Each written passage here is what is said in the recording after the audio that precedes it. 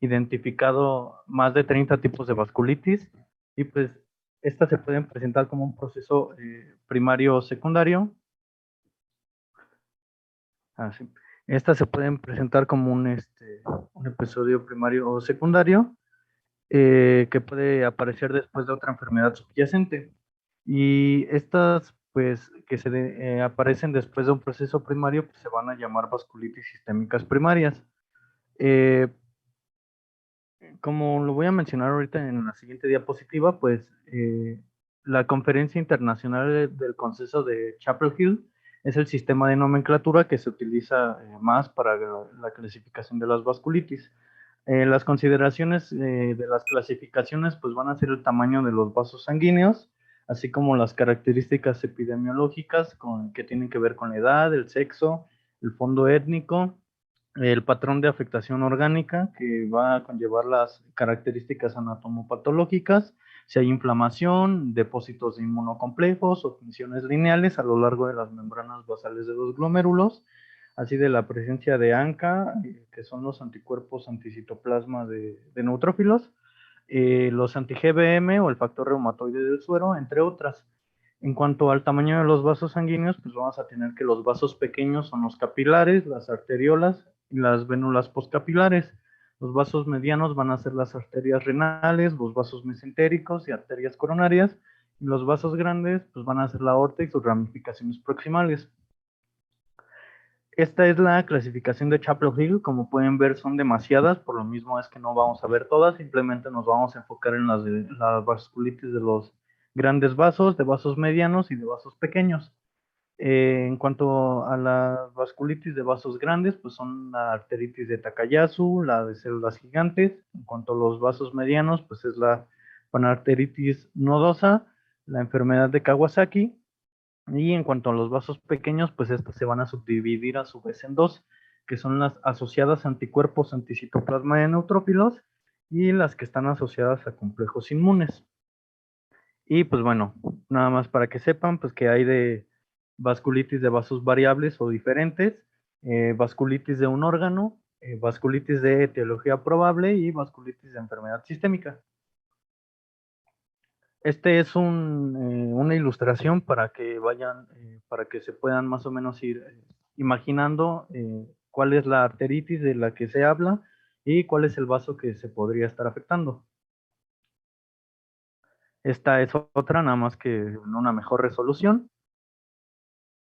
Y ahora sí, en cuanto a la etiología, pues hay muchísimos factores, como pueden ser los agentes infecciosos, que se menciona que es entre el 15 y 20%, y estos pueden ser el virus de la hepatitis B y C, el VIH, los estreptococos, los estafilococos, la clamidia o la cándida. También puede ocurrir por enfermedades inflamatorias, como son el lupus eritematoso sistémico, la artritis, el síndrome de Sjögren, un síndrome de bypass intestinal, etcétera. En cuanto a los medicamentos, pues también los betalactámicos, la penicilina, algunas sulfas y AINES, que pueden representar entre el 10 y el 15% de los casos.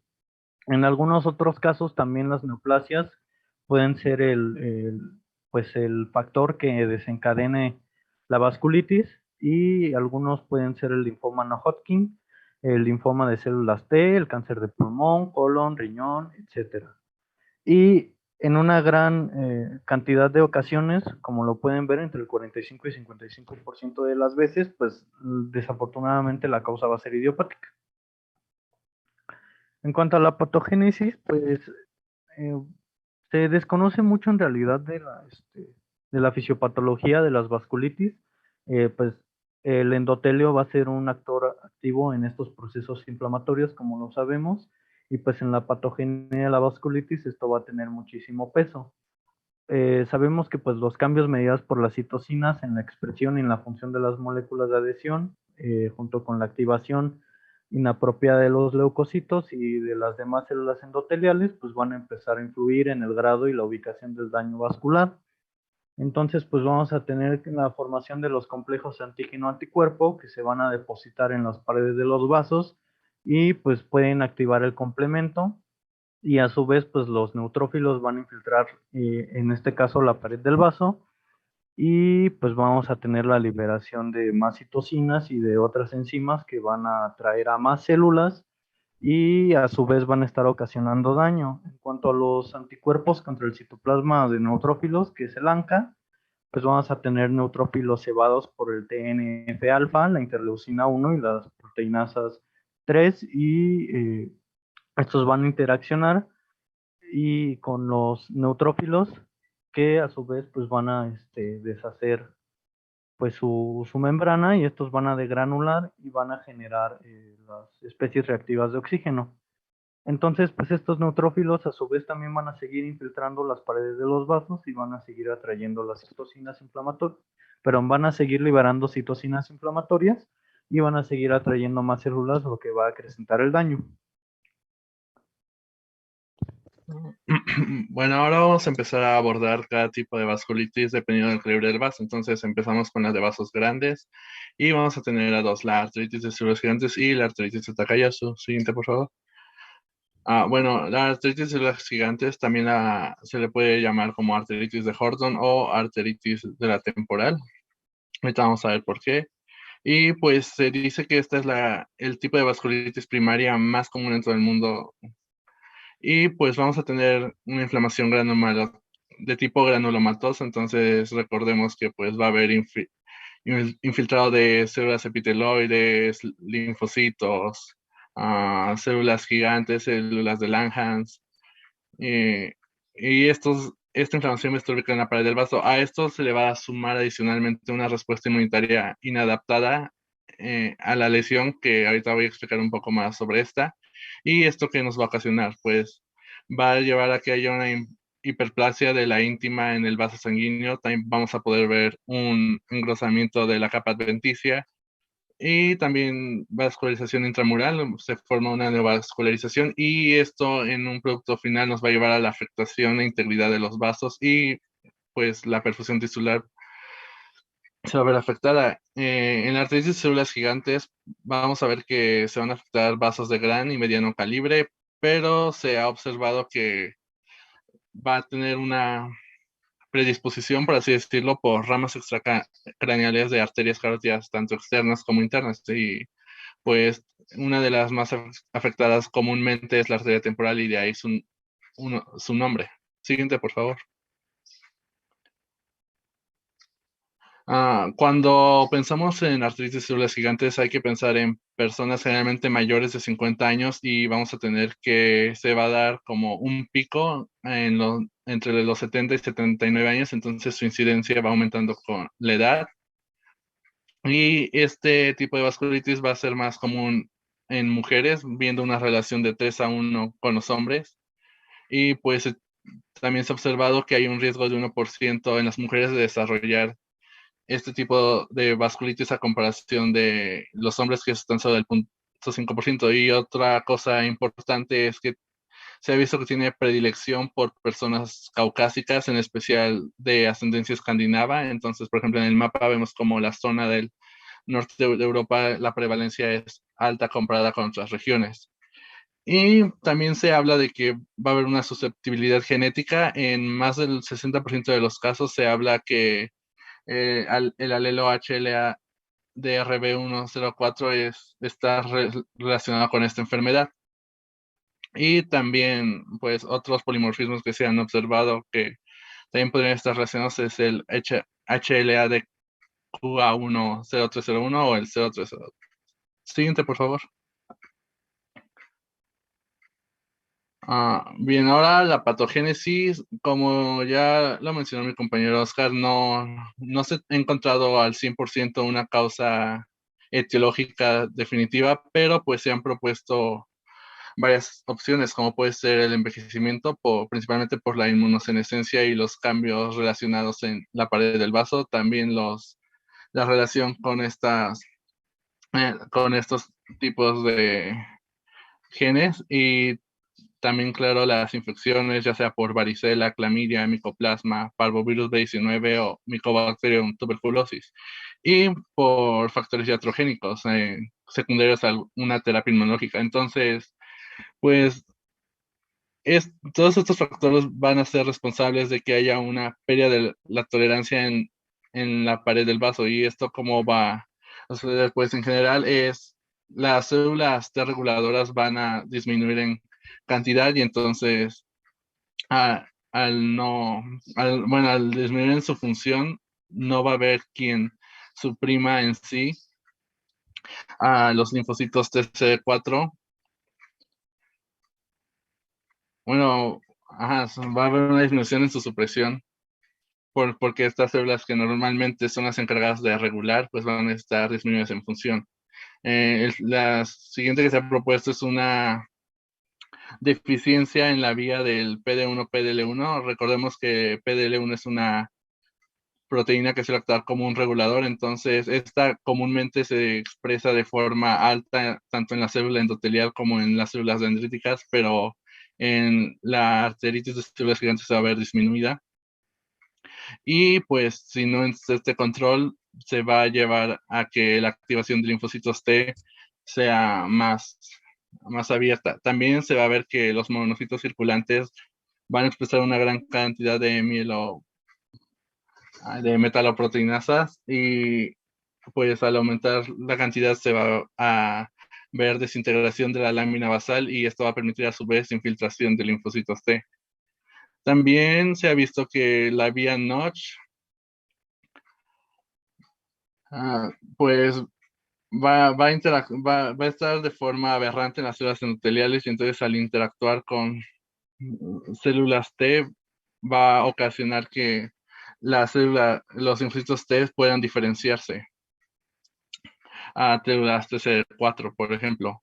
Y al final hay también neutrófilos inmaduros circulando cerca. Hay una alta cantidad en este tipo de vasculitis y va a aumentar la producción de especies reactivas de oxígeno, que van a aumentar la permeabilidad y otra vez el paso de células. Siguiente, por favor.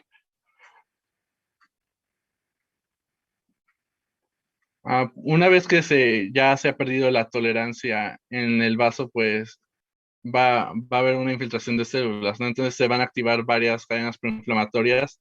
Como vemos, creo que pues solo valdría destacar que es la función los, de las células dendríticas la que se ha visto más, más relacionada con la iniciación de esta cadena, ya que estas células inmaduras ahora se van a activar con más facilidad y van a liberar citocinas que van a promover que se diferencien a células TSD4 y estas a su vez ya dentro de la capa media van a producir, bueno, bajo la influencia de citocinas, principalmente se habla de la interleucina 6, se van a diferenciar tanto en células TH17 que a su vez van a producir interleucina 17 y también en células TH1 que van a liberar interferón gamma. El interferón gamma a su vez va a reclutar y promover la diferenciación de monocitos a macrófagos y células multinucleadas,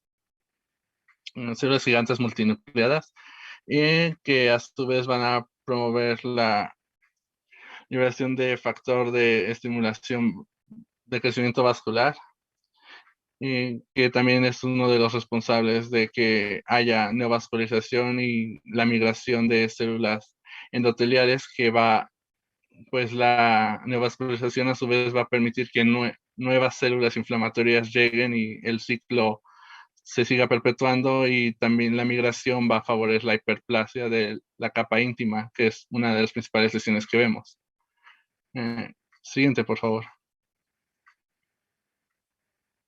Pues, ¿qué manifestaciones clínicas vamos a tener? Vamos a tener diferentes, por ejemplo, vamos a tener síntomas que van a ser más sistémicos, que va a ser relacionado con las interleucinas que se producen, entonces vamos a tener síntomas como febrícula, astenia, diaforesis nocturna, pérdida de apetito, pérdida de peso involuntaria, artralgia. También se hablan de signos y síntomas craneales por los efectos netos que van a tener al final en los vasos. Entonces es común que encontremos un aumento en la sensibilidad cutánea en el área temporal. También es importante cuando un paciente señala un dolor de cabeza de nueva aparición, generalmente en el área temporal, que es persistente, nos habla de arteritis de células gigantes. También puede haber claudicación mandibular, anomalías en la arteria temporal, la necrosis de lengua también puede ser indicativo de, pues, si hay una falla en la arteria lingual. También puede haber necrosis de cuero cabelludo, aunque esta no es tan común. Y también raramente podemos encontrar accidente cerebrovascular. También destacan los signos y síntomas oftálmicos. Podemos ver una pérdida transitoria de la visión, la amaurosis fugaz.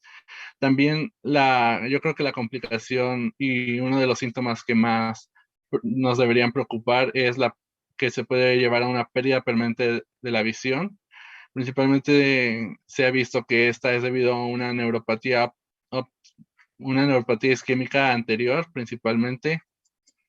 Y pues sí, sí es un problema que tenemos que tratar justamente por esta complicación, pero también pueden referir diplopía tanto transitoria como persistente. Y pues también vamos a tener manifestaciones a nivel ya más de grandes vasos, como pueden ser la ortitis, la claudicación de extremidades y aneurismas tanto torácicos como abdominales. Siguiente, por favor.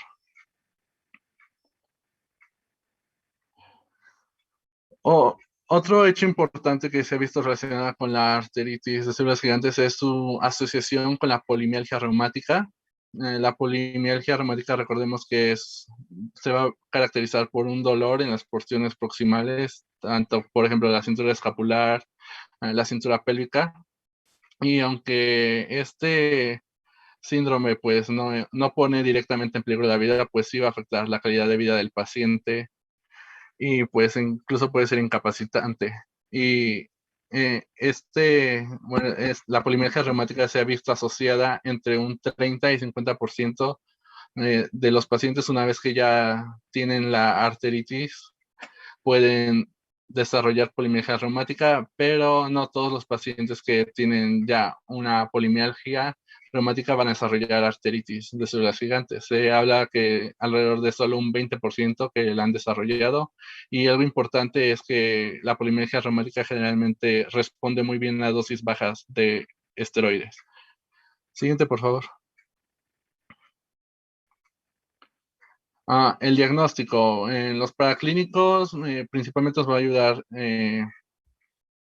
el volumen de sedimentación globular que va a estar elevado en esta patología. Entonces sí puede ser un buen indicador tanto pues de qué está ocurriendo y posteriormente como la respuesta que está teniendo ante el tratamiento.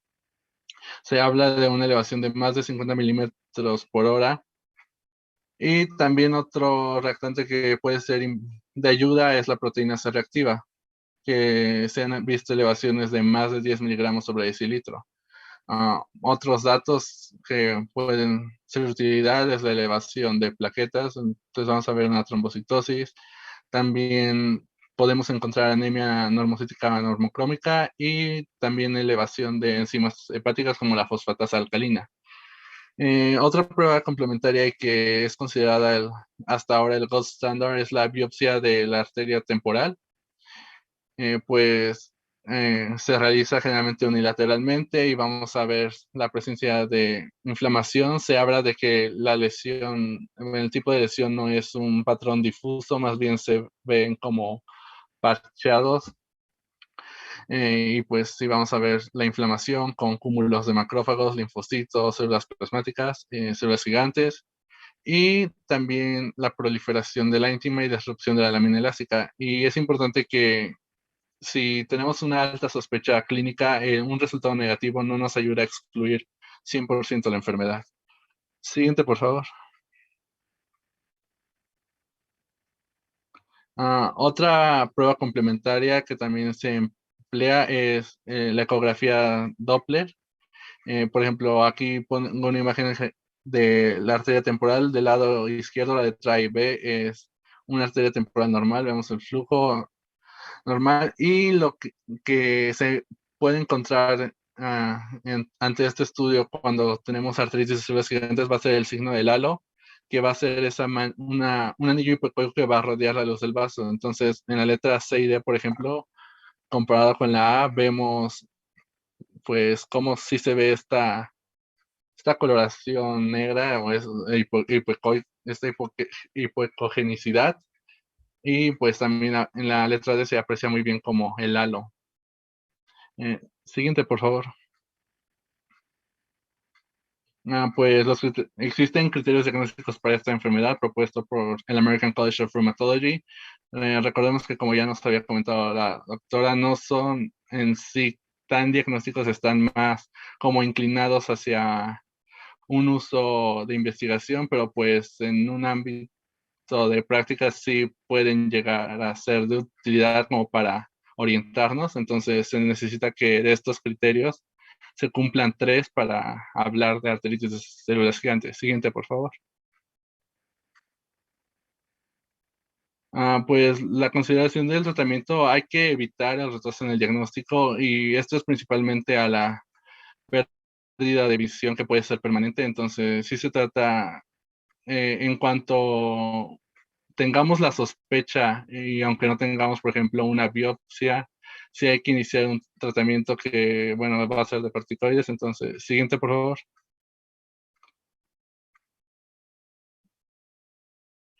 El tratamiento consiste, inicialmente en glucocorticoides. Si vemos compromiso ocular, si van a ser dosis altas, por ejemplo, 0.5 a 1 gramo de metilprednisolona durante 3 a 5 días.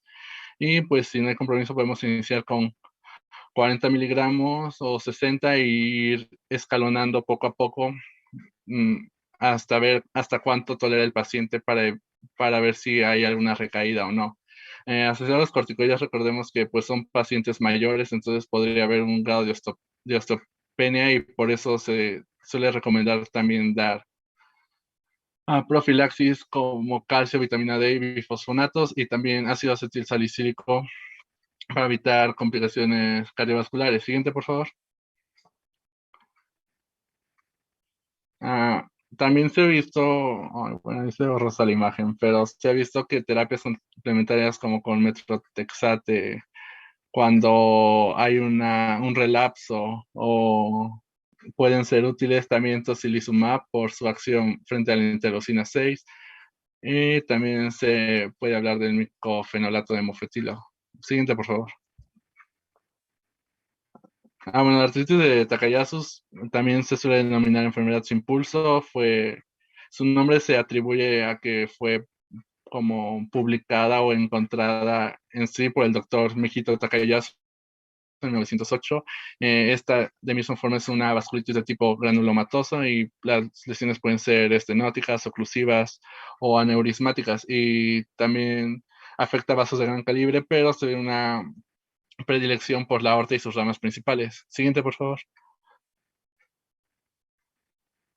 Su epidemiología, no es tan común a comparación de la artritis de los gigantes. Hablamos de 1 a 2 casos por millón de personas, pero sí hay que pensar en pacientes menores de 40 años, a diferencia de la arteritis que es arriba de 50 años.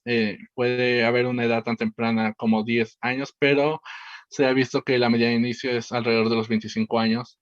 Igual va a ser más frecuente en mujeres, con un 80% de los pacientes perteneciendo a este sexo, y se ha observado mayor frecuencia en Japón, sudeste asiático, India y Latinoamérica.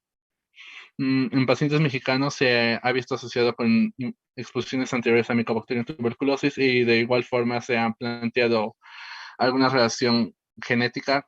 Entonces podemos ver que tiene relación con estos polimorfismos, y en pacientes mestizos mexicanos se habla de asociaciones con el HLA-B39, el 44, el 52 y el HLA-DR6. Siguiente, por favor. Esta enfermedad se va a presentar en tres fases. Va a ser la fase aguda, que va a estar constituida por síntomas inespecíficos como fiebre, pérdida de peso, artralgia, y se dice que es la fase previa a que se pierda el pulso. Luego ya va a estar la fase 2, que es la inflamación de los vasos sanguíneos. Vamos a encontrar dolor y pues, sensibilidad de los vasos. Y la última etapa es la etapa fibrótica, donde ya van a predominar soplos e isquemia. Siguiente, por favor. Pues manifestaciones clínicas, como vimos, la primera etapa son la aparición de síntomas constitucionales. Entonces vamos a tener fiebre de bajo grado, diafragma nocturna, pérdida de peso, fatiga, malestar general, y también síntomas como artralgias, mialgias, sinovitis. Y ya los síntomas más propios, bueno, más de las siguientes etapas puede ser la disminución o ausencia de pulsos, pues debido a que el flujo se va a ver alterado con esta inflamación de la pared del vaso. También podremos llegar a escuchar soplos vasculares, presiones arteriales asimétricas en los brazos. Se habla que puede haber una diferencia de más de 10 o más de 10 milímetros de mercurio entre un brazo y el otro, o otro miembro. También va a haber claudicación de extremidades, principalmente superiores. También vamos a poder síntomas de hipertensión pulmonar o angina, infarto al miocardio, insuficiencia cardíaca. Estos síntomas van más en dependencia de qué territorio arterial está afectando. Ah, también puede haber síntomas neurológicos o hipertensión arterial, por ejemplo. Y pues, ¿qué hallazgos nos deben interesar? La presencia de hipertensión arterial, que el paciente refiere a pérdida de pulsos o una desigualdad en la fuerza, soplos o caritodinia. Siguiente, por favor. Y aquí nada más les pongo para revisar después, son dependiendo de la arteria afectada, qué manifestaciones va a tener. Y pues nada más bastaría resaltar que la arteria más afectada es la subclavia y se ha visto que generalmente está más afectada del lado izquierdo. Siguiente, por favor. Nuevamente vamos a tener criterios diagnósticos. Existen varios. Están los propuestos por el American College of Rheumatology, que es 3 o más de estos 6 criterios para hablar de este tipo de arteritis. Lo pueden revisar más tarde por el tiempo, pero siguiente, por favor. Están los criterios diagnósticos de Ishikawa, modificados por Sharma. También son criterios que nos pueden hablar, nos van a ayudar a pensar en artritis de Takayasu. Existen los criterios mayores y los menores, y pues se necesita la presencia de ya sea de 2 mayores, un mayor y 2 menores, o 4 menores. Siguiente, por favor. Igual, estos son los criterios menores. Siguiente, por favor. Y el diagnóstico, nos vamos a basar principalmente en la clínica.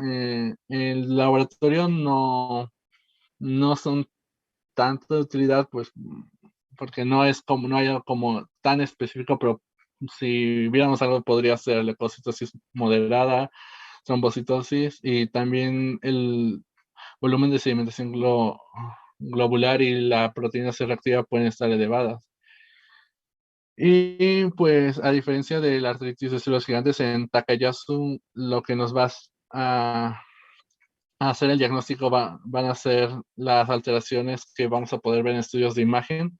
Entonces, la angiografía solía ser bueno, el clásico gold standard, pero debido a que es invasiva, actualmente se prefieren otros métodos pues menos invasivos justamente. Entonces, podemos hablar de ultrasonografía, Doppler, tomografía, resonancia magnética, y todos estos estudios tienen tanto sus ventajas como sus desventajas. Mm, y pues sí, pero una geografía en un contexto apropiado, sí, suele ser de ayuda. Siguiente, por favor. Y dependiendo de los resultados angiográficos, también existe la clasificación propuesta en la conferencia de Takayasu en 1994, que dependiendo de la zona afectada se le da un tipo a este tipo de arteritis. Siguiente, por favor. Y el tratamiento, igual forma lo tratamos con glucocorticoides, y pues igual vamos a tratar de ir escalonando las dosis. Por ejemplo, estas son las recomendaciones del EULAR de 2018, y pues se recomiendan 40 a 60 miligramos al día. Aquí se habla de que se podrían combinar con agentes ahorradores de glucocorticoides desde un inicio, o dejarlos para si hubiera algún relapso o la enfermedad no respondiera bien. Y pues son igual el metrotexate, inhibidores de factor de necrosis tumoral, tocilizumab. Y también vamos a tener opciones quirúrgicas en ya pacientes con bueno, con una estenosis importante, o por ejemplo, si tuviera una hipertensión renal que ya está afectando, se podrían considerar estas medidas como que son principalmente por angioplastia percutánea. Siguiente, por favor. Y pues ya nada más dejo una tabla para que revisen después, que no, con una comparación de artritis de células gigantes con Takayusu. Siguiente, por favor. Bueno, vamos a continuar con la vasculitis de vasos medios o medianos, que es la poliarteritis nodosa y la enfermedad de Kawasaki. Siguiente, por favor. Bueno, empezaremos con la poliarteritis nodosa, y esta es una vasculitis necrotizante sistémica que va a afectar a las arterias musculares de tamaño mediano, y esto va a dar un compromiso de las arterias pequeñas. Y a diferencia de otras vasculitis, esta no se asocia con ANCAS. Y para motivos de abreviatura lo voy a... No, sí, continúa. Como PAN, para no decir poliarteritis nodosa, para que lo sepan. En la epidemiología, pues, va a incrementar la prevalencia con la edad, y el intervalo más frecuente del diagnóstico es entre los 40 y 60 años, con un pico en los 60 años. Se menciona en algunas bibliografías que no hay diferencia entre sexos, sin embargo, pues en otras dice que puede haber un predominio masculino, y que la PAN que comienza en la infancia es menos frecuente, que esto conlleva un bajo riesgo de muerte, pero también un riesgo más alto en complicaciones graves, donde se incluye la hipertensión y la parálisis de los nervios craneales, que esto hace un mal pronóstico. Como mayormente se relaciona con la hepatitis B en la PAN secundaria, pues una reducción de la enfermedad por este virus, pues se asocia con una reducción en la PAN. Y en la prevalencia poblacional es de 2 y 33 por millón, y también se menciona que aumenta, por ejemplo, en una población de Alaska, donde tienen una endemia de virus de hepatitis B, y ahí aumenta de 77 por millón. Siguiente, por favor. En la etiología, pues la mayoría de los casos son idiopáticos, es decir, que no se conoce una causa o enfermedad que sea la causa, válgame la redundancia. Y aquí se cree que son importantes pues factores genéticos, infecciosos y ambientales, pero por el momento no se ha podido demostrar.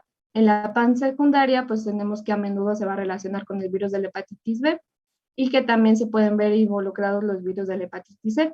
En la PAN idiopática, pues lo primero es que tenemos que las lesiones inflamatorias pueden ocurrir en las zonas de bifurcación, y tras el acontecimiento desencadenante hay una inflamación necrosante focal y segmentaria de las arterias de tamaño mediano y pequeño, que esto nos va a llevar a una proliferación de la íntima, lo que ocasiona trombosis, y esto último pues da lugar a una isquemia o el infarto del órgano o tejido irrigado por estas arterias que son afectadas. Siguiente, por favor. En la PAN secundaria, que es la que es habitualmente relacionada por la infección por el virus de la hepatitis B, pues aquí el mecanismo propuesto va a ser por un depósito de inmunocomplejos. Entonces, pues este depósito de inmunocomplejos va a llevar a la activación de la cascada del complemento, lo que da lugar a una respuesta inflamatoria que genera un daño endotelial. Y esto es, como resumidas cuentas, como la patología de este PAN secundario. Siguiente, por favor. En las manifestaciones clínicas, pues en realidad las manifestaciones iniciales indican otra forma de vasculitis y suelen ser muy inespecíficas.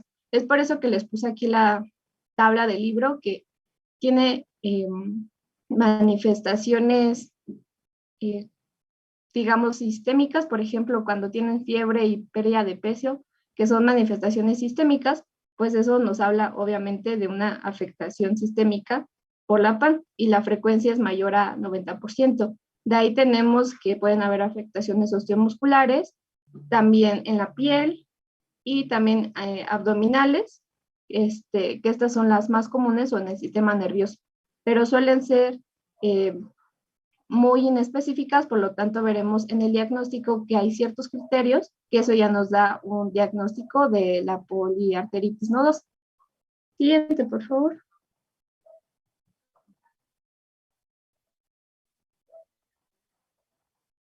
Hay como otra división que se le llama panarteritis nodosa cutánea, y esta va a ser una afectación crónica. Eso es lo que la diferencia de la sistémica. y esta va a afectar también arterias pequeñas, arteriolas o ambas en el panículo adiposo y en la... Ay, la siguiente, por favor. Ajá. Y en la unión dermosubcutánea. Entonces, las manifestaciones clínicas características son la lividez y los nódulos intradérmicos pequeños con o sin úlceras, que esto es como lo más importante. Entonces, en la imagen podemos ver una úlcera cutánea y lividez en un paciente que tiene esta clase de panarteritis. Siguiente, por favor.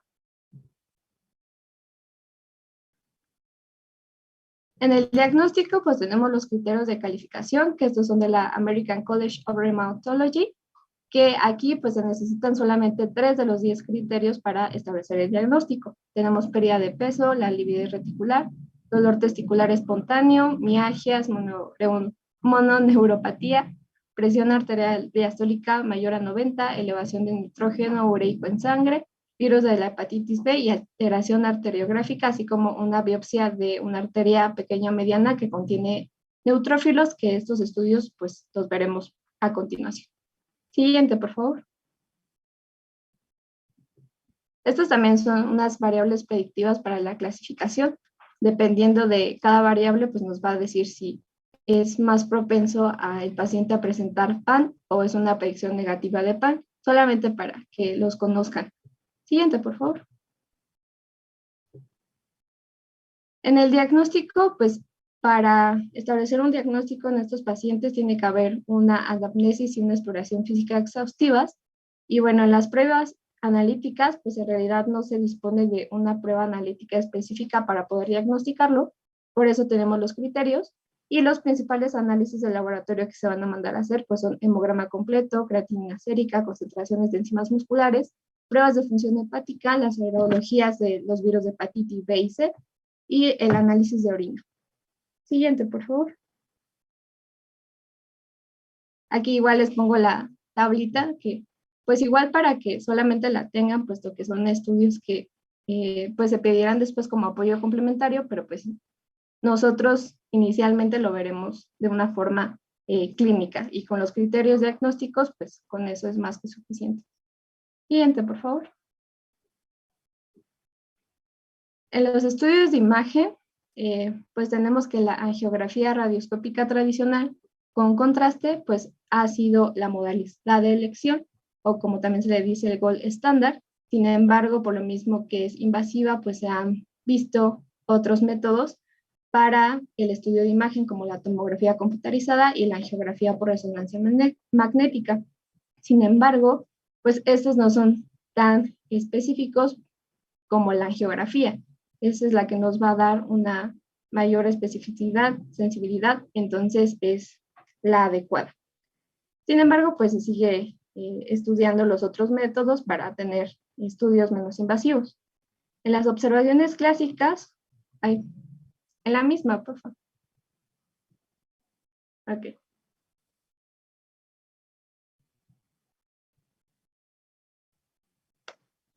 Okay. Las observaciones clásicas, pues tenemos aneurismas múltiples pequeños, ectasia vascular, lesiones oclusivas focales. Y por ejemplo, en las imágenes les puse una que es de un arteriograma renal en poliarteritis nodosa. Entonces se muestra microaneurismas que son característicos, que son las flechas pequeñitas. Bueno, ahí está como señalado, es que no lo puedo señalar con el cursor, pero las arterias grandes son cortes abruptos de esas arterias. Ahorita los van a enseñar. Y en la de abajo es una angiografía del eje celíaco de un paciente con panarteritis nodosa, y esta nos va a mostrar un patrón irregular vascular con pequeños aneurismas en los vasos hepáticos, que podemos ver que arribita, a la izquierda de nosotros, la derecha del paciente, pues está el hígado. Siguiente, por favor. En los estudios de anatomopatología, pues la biopsia debe estar encaminada según las características que encontramos en el paciente en la exploración y en la anamnesis. Y pues bueno, aquí se va a encontrar pues una inflamación necrosante transparental focal y segmentaria. Y algo característico es que puede haber coexistencia de diferentes estadios de inflamación y cicatrización en estos cortes. va a haber también una pared vascular normal. También pueden aparecer aneurismas en lesiones activas y esto precisamente nos va a dar un aspecto morfológico, el cual es responsable del término nodosa en esta patología.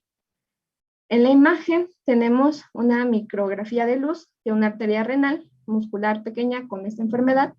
Lo que está marcado con la letra L es el lumen que se va a estrechar significativamente y las flechas pues nos evidencian una inflamación difusa con un marcado engrosamiento de las capas internas por tejido conjuntivo laxo que pues hacen que estrechen la luz. Siguiente, por favor. En el tratamiento, pues tenemos diversos factores a tener en cuenta, como la extensión de la enfermedad y la progresión clínica. Y aquí, pues la bibliografía nos habla sobre los criterios de la escala de Five Factor Score, que son estos: edad mayor de 65 años, fracaso renal agudo, insuficiencia cardíaca sintomática, afectación intestinal grave y afectación otorrinolaringológica observada por exploración física y comprobada por una TAC. Y esto es porque nos vamos a basar en esta escala según la puntuación para poder dar el tratamiento. Siguiente, por favor.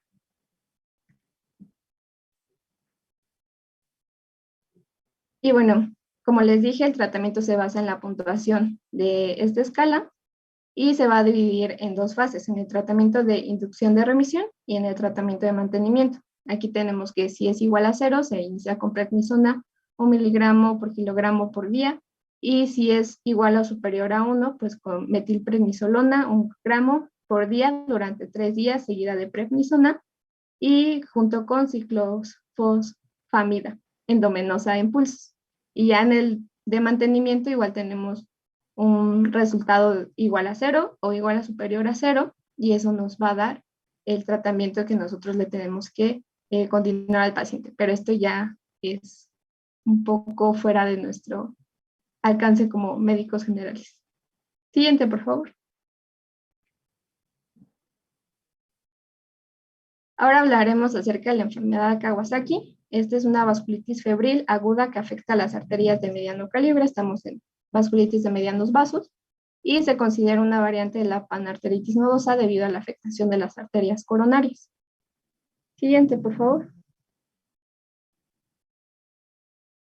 Aquí algo muy importante que tomar como diferencias que en la PAN pues raramente va a afectar a los niños y aquí la enfermedad de Kawasaki pues va a afectar normalmente a los niños menores de 5 años. Es una enfermedad fundamentalmente pediátrica.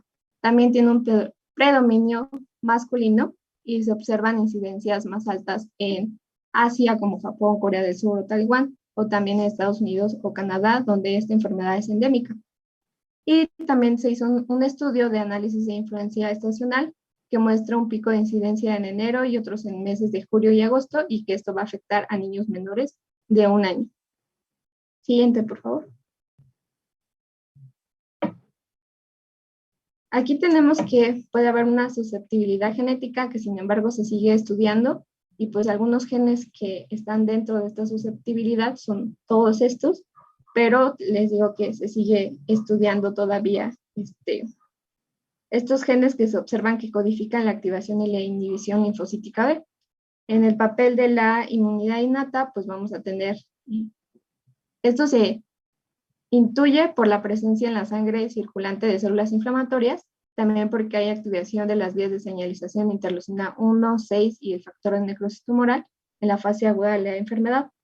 También en modelos de vacas o murinos, pues esta enfermedad ha demostrado el papel del inflamosoma como del NLRP3, que son complejos proteicos que regulan la producción de citocinas como interleucina 1B.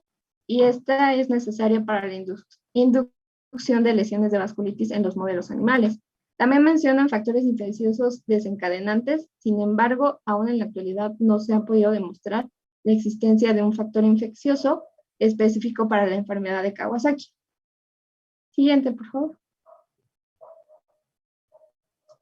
Las manifestaciones clínicas, pues, constituyen varios criterios para el diagnóstico. Ninguna de estas, pues, es específica para la enfermedad, pero sí la constelación de diferentes manifestaciones nos va a dar un indicio a hacernos pensar que es enfermedad de Kawasaki. Las más frecuentes pues son la fiebre de más de 5 días de duración, presente en todos los casos. Un niño menor de 5 años que presenta una fiebre que no se puede demostrar de qué etiología es, tenemos que encaminarnos a pensar acerca de esta enfermedad. También el exantema cutáneo, inyección conjuntiva bilateral, lesiones orales como la lengua en frambuesa, que es la imagen que tienen arriba, y también cambios cutáneos en las extremidades. La imagen que está abajo es un exantema morbiliforme. Perdón. Siguiente, por favor. Y bueno, la imagen marcada con la letra C es un eritema de tipo polimorfo. La que tiene la B es un edema plantar. La B es un exantema pustuloso y pues la última imagen constituye una queilitis y la conjuntivitis. Son manifestaciones que se van a presentar en estos niños. Siguiente, por favor. También nos menciona que puede haber otras manifestaciones dependiendo del sistema o aparato que ha sido afectado, pero las más importantes son las que les acabo de dar. Siguiente, por favor. También hay otra forma que se llama Kawasaki incompleto o atípico, que es lo mismo un niño que presenta fiebre de más de 5 días y que no tiene los suficientes criterios para establecer un diagnóstico, pues hay que pensar en este Kawasaki incompleto y este precisamente es un algoritmo para esta forma de esta enfermedad. Siguiente.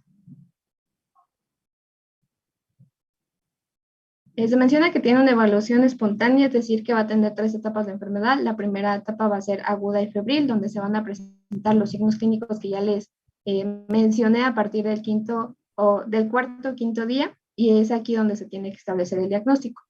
Si no hay un tratamiento adecuado, pues se pasa a la fase subaguda, donde hay regresión de la fiebre y los signos clínicos. Aquí aparecen las descamaciones periféricas y hay un mayor riesgo de muerte súbita. Después se llega a la etapa de convalecencia, que es de 4 a 8 semanas, y aquí va a haber la normalización progresiva de los parámetros biológicos y desaparición de los signos clínicos. Y aquí es donde vamos a tener las secuencias coronarias y vasculares, dependiendo de cómo hayamos actuado en las primeras 2 etapas. Siguiente, por favor. Los criterios mayores para esta enfermedad pues van a ser 2. Una por la American Heart Association y la otra la va a establecer, perdón, bueno, ahorita la vamos a ver. Son muy similares, sin embargo, siguiente por favor para que la puedan ver, que este es de la Japanese Circulation Society Guidelines. Sin embargo, o sea, son prácticamente iguales, sin embargo, aquí se estableció que por lo menos por la prevalencia que se presenta en Asia, la fiebre tiene que ser de 4 días y la AJA nos maneja 5 días. O sea, es como la única diferencia. Y estos son los criterios clínicos que se tienen que buscar para establecer el diagnóstico. Siguiente, por favor.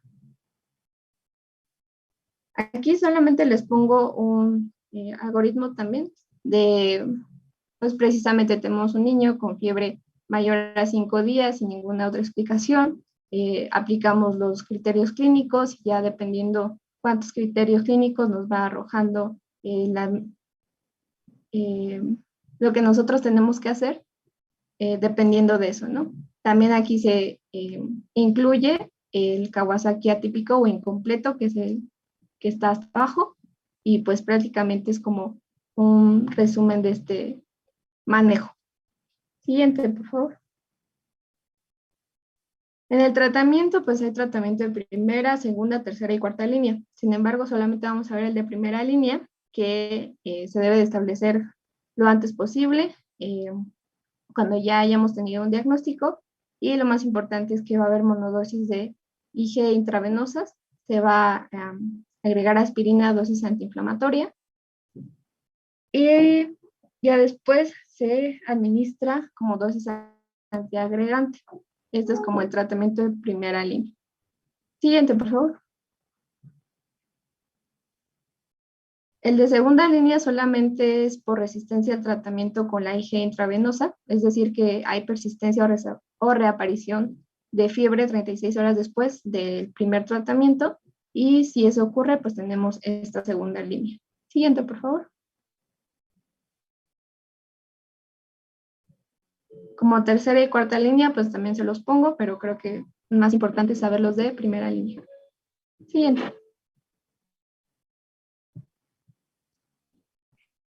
Bueno, chicos, yo les voy a hablar acerca de la vasculitis de vasos pequeños. Voy a apagar la cámara para que no se corte el audio. Bueno, vamos a tener que está conformada principalmente como de dos partes. Vamos a ver primero los asociados a ANCA y también los asociados a inmunocomplejos. La que sigue, por favor. Dentro de la epidemiología, por favor. Muy bien. Bueno, tenemos que la incidencia es de 15 a 20 por millón y va aumentando esta enfermedad conforme aumente la edad. El pico que tenemos en esta enfermedad es a los 60 años. Como les digo, conforme más aumenta la edad, más vamos a encontrarla. La prevalencia es de 50 a 150 por mayor. Tenemos que hay un predominio muy poquito, muy ligero y discreto de masculinos sobre femeninos. Y dentro de las que son de vasos pequeños que les voy a explicar yo, vamos a tener un aumento en la granulomatosis con poliangitis sobre la de poliangitis microscópica. Estas dos se dan principalmente en Norteamérica y también en la parte central de Europa. Y vamos a ver también que están asociadas las tres más bien de vasculitis de vasos pequeños, tanto a mieloperoxidasa como a proteinasa 3, principalmente la de mieloperoxidasa. La que sigue, por favor.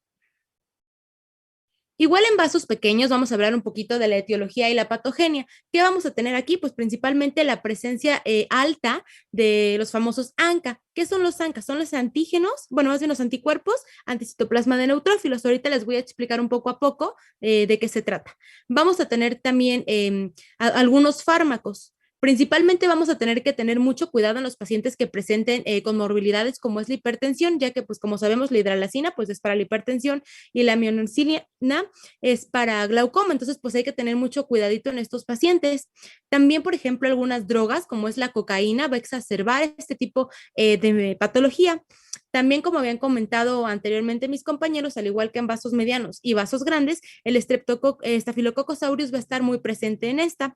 Y pues hay que tener cuidado porque pues se está básicamente viviendo en nuestra piel. Básicamente si nos laceramos o si nos lastimamos puede llegar a entrar y a ocasionar esta patología.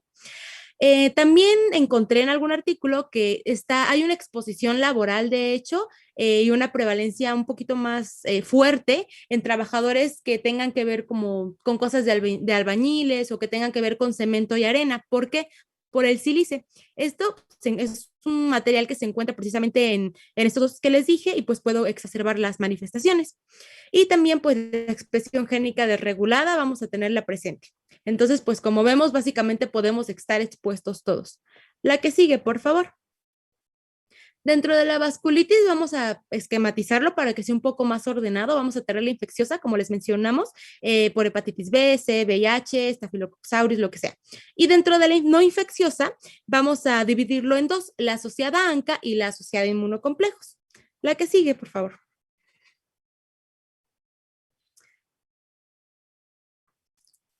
Ahora les voy a hablar como tal de la fisiopatología de la vasculitis de vasos pequeños.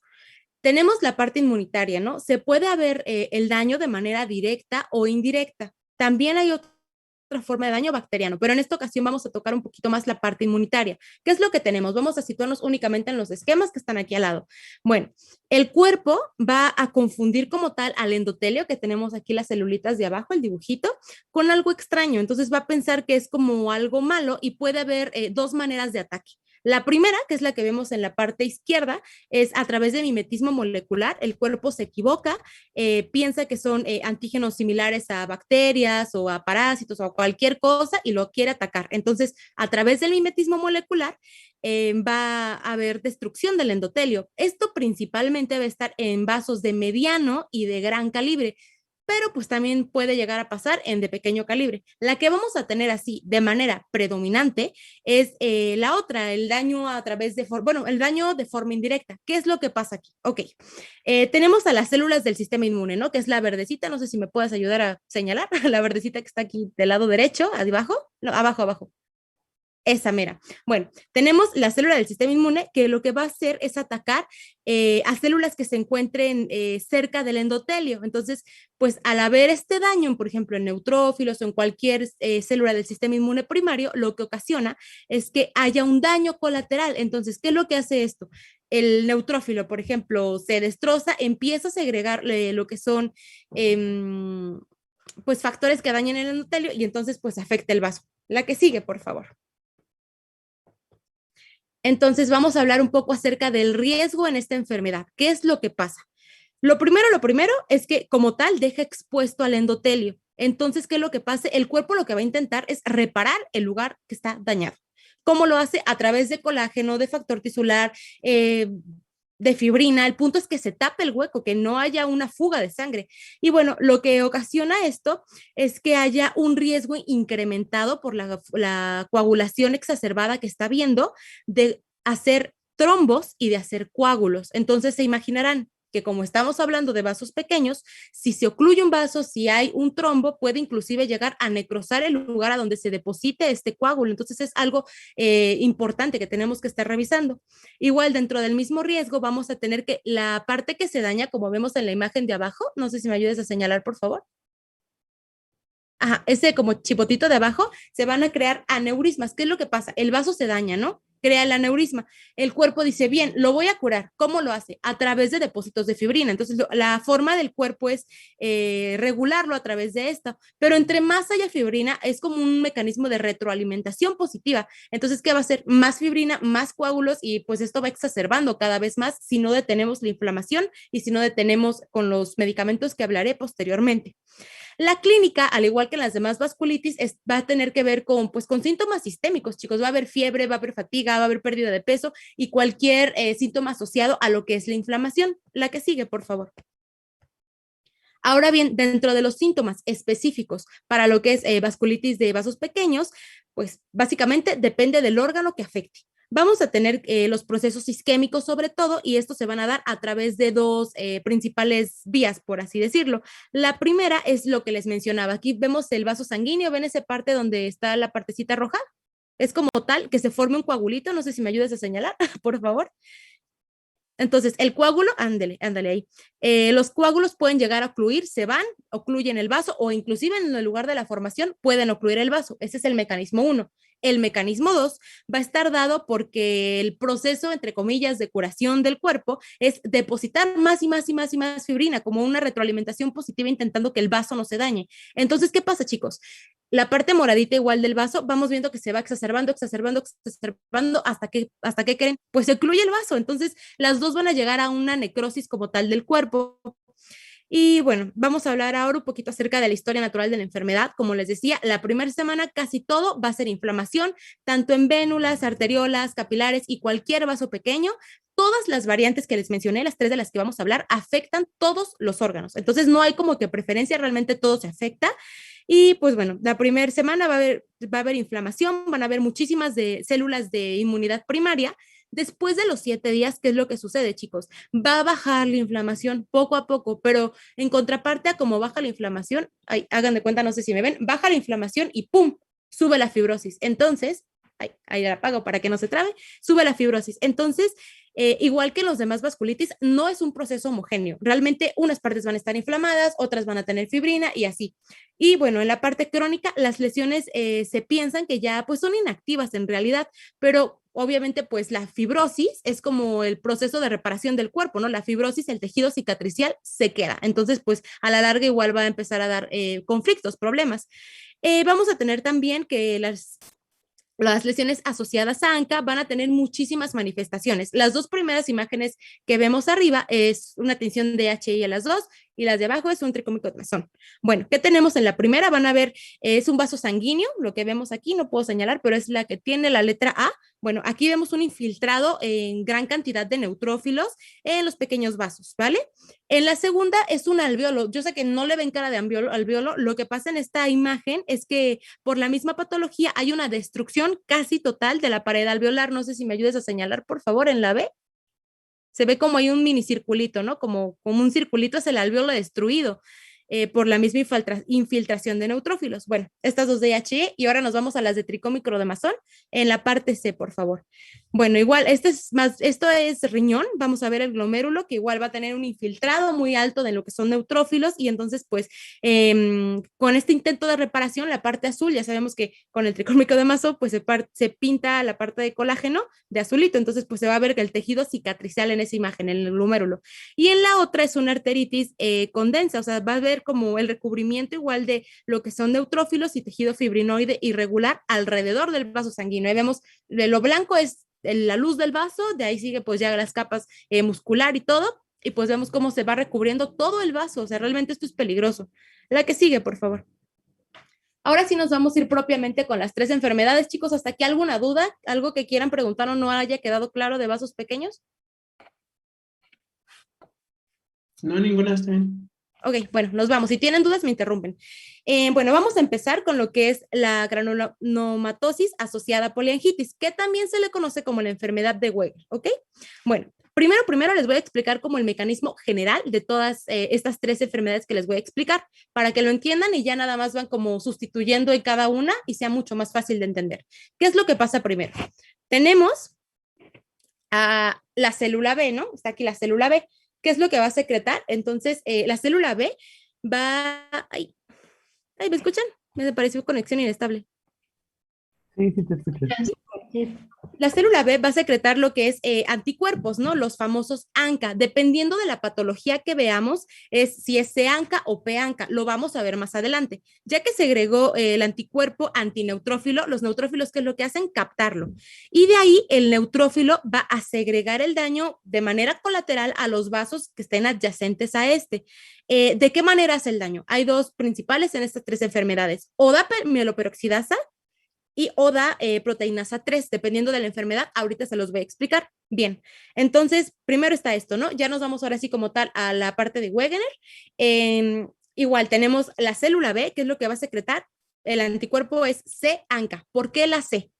Un poco redundante también en esta parte, va a llamarse anticuerpo antineutrófilo citoplasmático, de ahí la C, de la C-ANCA. Y principalmente pues está compuesto de lo que es la inmunoglobulina E. Y bueno, ¿qué es lo que va a pasar en esta? Va a activar el neutrófilo y esta va a segregar proteinasa 3, es la diferencia. Vale, la que sigue, por favor. ¿Qué pasa con esta proteinasa 3, no? Ya tenemos a la proteinasa 3, ya lo segregó y va a ocasionar que todos esos puntitos que ven aquí, los azulitos, son radicales libres. Entonces imagínense el daño endotelial tan grande que va a haber y la inflamación que va a haber. Y pues bueno, ¿qué es la diferencia igual con las otras enfermedades? Esta, la de Wegener, va a haber granulomas y va a haber inflamación en la pared del vaso. La que sigue, por favor.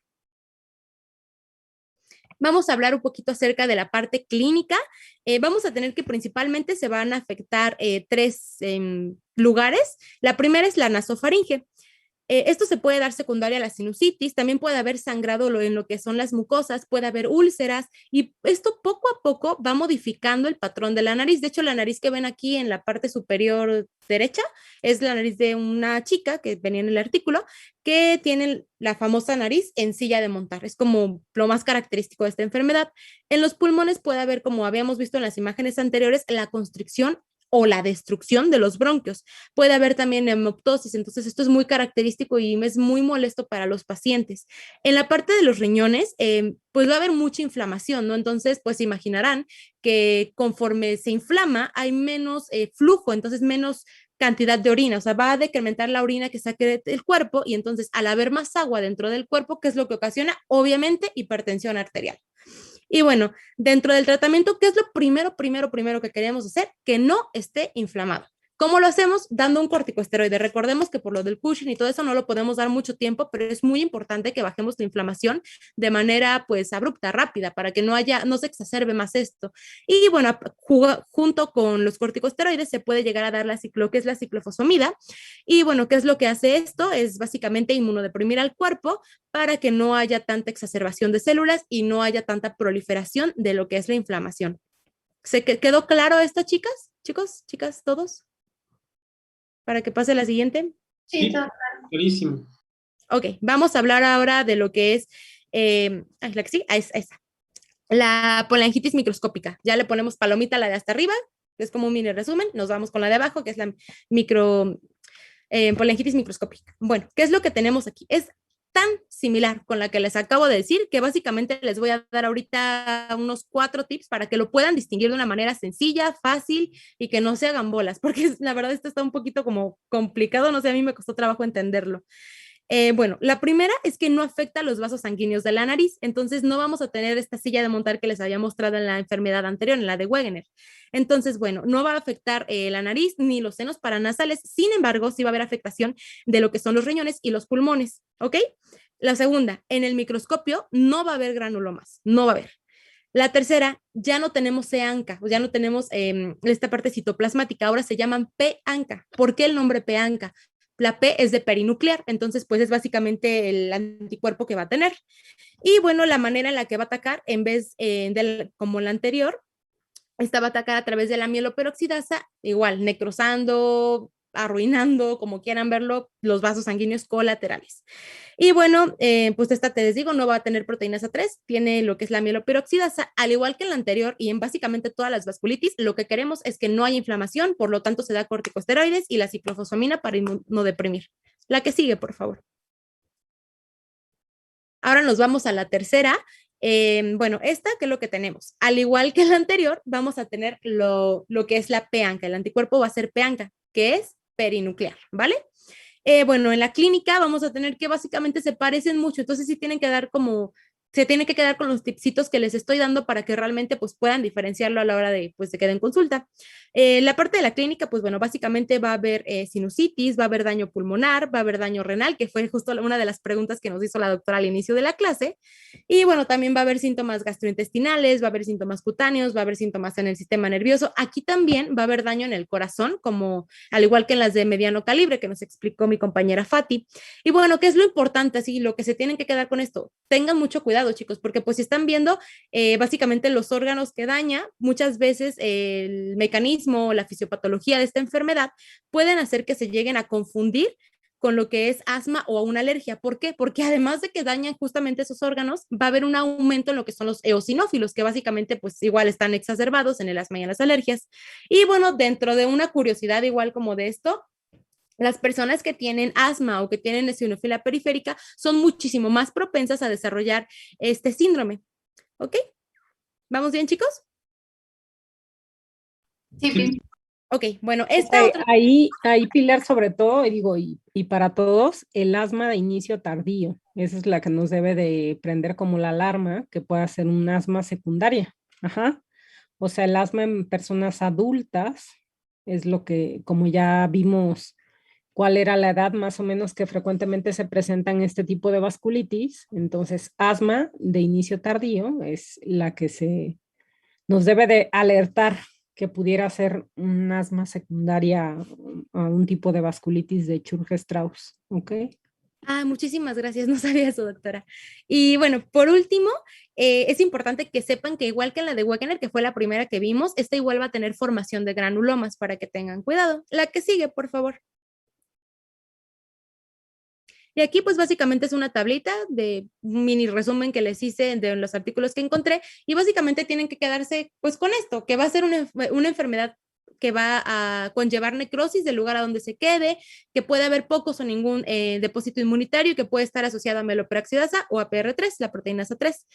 Igual si quieren esta se la pueden quedar un poquito más al rato para que no les coma mucho tiempo. La que sigue, por favor. Ahora nos vamos a la parte de laboratorio. Esta es una inmunofluorescencia indirecta y bueno, aquí lo que podemos ver, nos vamos a ir primero con la parte A. Bueno, las tres son polimorfonucleares, ¿no? Son neutrófilos. En las vamos a ver si son C-ANCA o P-ANCA. Tenemos que en la primera,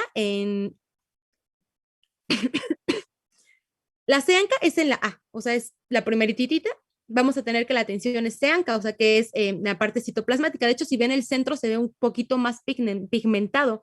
En cambio, en la B, que es la siguiente imagen, a la derecha, y en la C vamos a tener que son perinucleares. Ojo, la diferencia aquí entre la B y la C es que la C es muy perinuclear, o sea, es como más pintado hacia la periferia y la B lo manejaba el artículo que nada más era perinuclear. Y bueno, ¿qué es lo que tenemos que hacer básicamente? Es ver pues las pruebas de especificidad. No sabemos que la especificidad es los casos que den positivo y que tengan la enfermedad. Entonces, básicamente lo que nos va a servir. Y pues lo que tenemos que ver es si tiene C-ANCA o P-ANCA. Igual esto nos va a ayudar muchísimo a la hora del diagnóstico. Y pues también podemos ver realmente en el laboratorio si está asociado a mieloperoxidasa o a proteinasa 3. ¿Para qué? Pues básicamente para que nos ayude a clasificarlo en las 3 enfermedades que ya les expliqué. La que sigue, por favor. Ahora vamos a ver un algoritmo que igual es la parte diagnóstica. Este algoritmo fue dado en el consenso del Congreso de Chapel Hill. Y bueno, básicamente vamos a tener en la parte del medio del algoritmo, se los dejé todo para que entiendan que hay como más diferentes tipos de vasculitis de vasos pequeños, pero nos vamos a centrar en donde dice ANCA. Primero, pues ya saben, ver si es P-ANCA o C-ANCA con el laboratorio que les acabo de enseñar. Si es C-ANCA, pues ya no tenemos de otra, básicamente, pues ya tenemos el diagnóstico que es Wegener. Si es P-ANCA, vamos a tener las dos opciones, que sea la de Churg-Strauss o la poliangitis microscópica. Bueno, si tenemos eosinófilos, va a ser principal que sea la poliangitis microscópica. En cambio, si el cuadro clínico se parece un poco a asma, es un poquito más probable que sea la de Churg-Strauss. La que sigue, por favor. En cuanto al tratamiento, si tenemos la enfermedad que está localizada, nos decía el artículo que podemos darle inclusive metrotexato. ¿Qué es lo que hace este medicamento? Baja la cantidad de células que produce en la médula ósea. Entonces, al haber menos cantidad de producción de células, menos va a ser la inflamación. Los glucocorticoides son así ya como el cajón, ¿no? Y bueno, darle el agente inmunosupresor. Nos comentaba el artículo, igual que podría ser ciclofosfamida o inclusive a veces se les da rituximab. Y bueno, que es importante también saber que los pacientes que tienen insuficiencia renal va a ser un poquito más difícil el tratamiento porque aparte de esto van a necesitar plasmaféresis y controlar todo lo que es la propensión a hipertensión que van a tener los pacientes. La que sigue, por favor.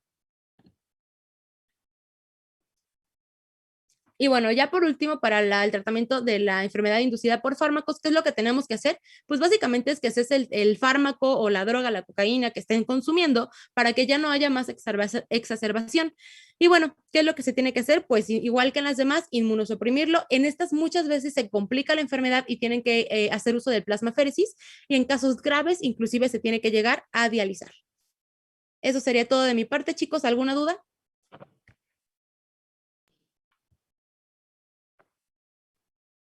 No, todo bien. Ok, bueno, los dejo con mi compañero.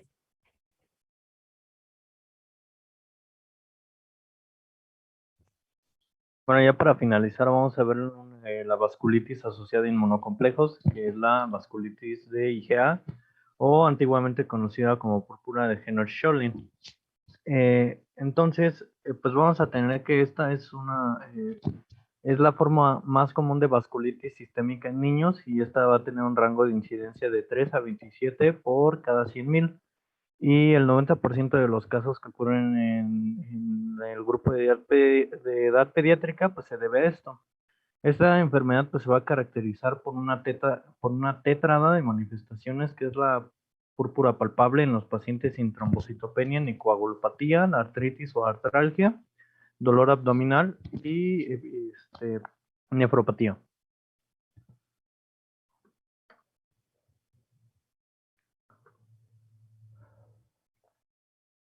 En cuanto a la epidemiología, pues, en resumidas cuentas, pues lo que nos dice aquí es que esto ocurre entre las edades de 3 a 15 años, pero pues no hay como una predilección por algún tipo de raza o de nacionalidad. Algunos ejemplos que nos ponen es... ay, perdón, permítanme un tantito.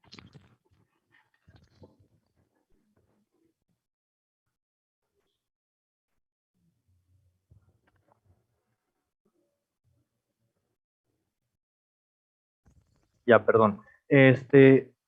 Nos menciona, por ejemplo, un estudio del Reino Unido en el que la incidencia anal fue de aproximadamente 20 por cada 100,000 niños en menores de 17 años, cuya incidencia máxima pues, fue de 70 por cada 100,000 niños entre las edades de 4 a 6 años.